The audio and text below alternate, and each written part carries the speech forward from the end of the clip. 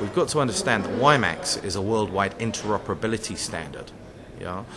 So it requires commitment from varying companies. This thing doesn't work unless it's rolled out, and it requires the interoperability aspects of it.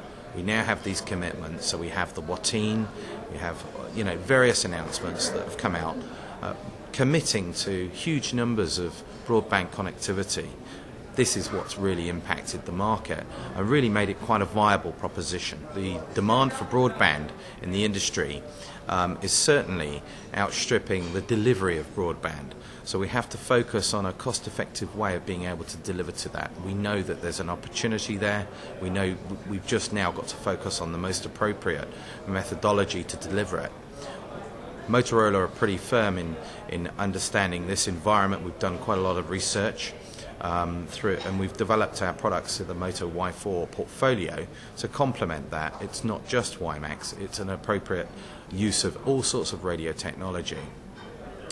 I think some of the challenges that we faced last year on WiMAX have been mitigated. We have a new set of challenges, and in fact I would say the number one challenge at the moment is how fast can we get broadband deployed. What we're trying to do is develop an infrastructure that caters for both a fixed environment and a mobile environment.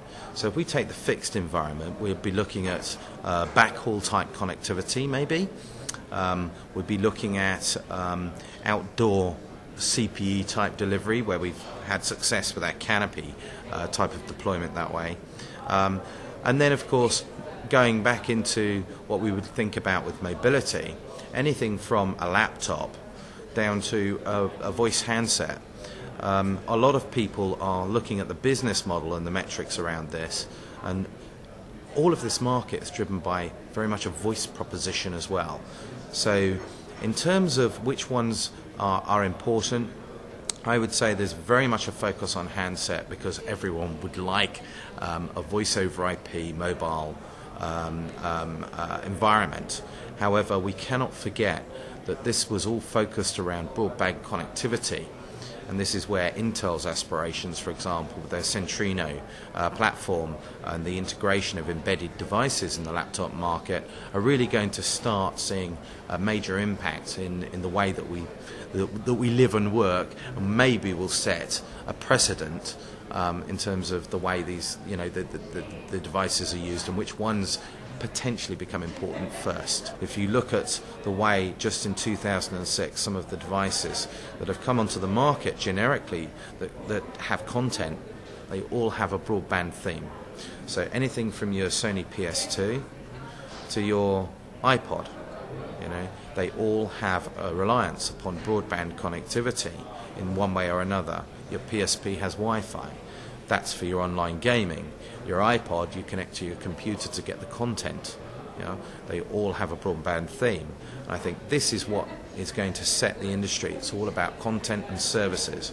We're looking at the most cost-effective way of delivering it.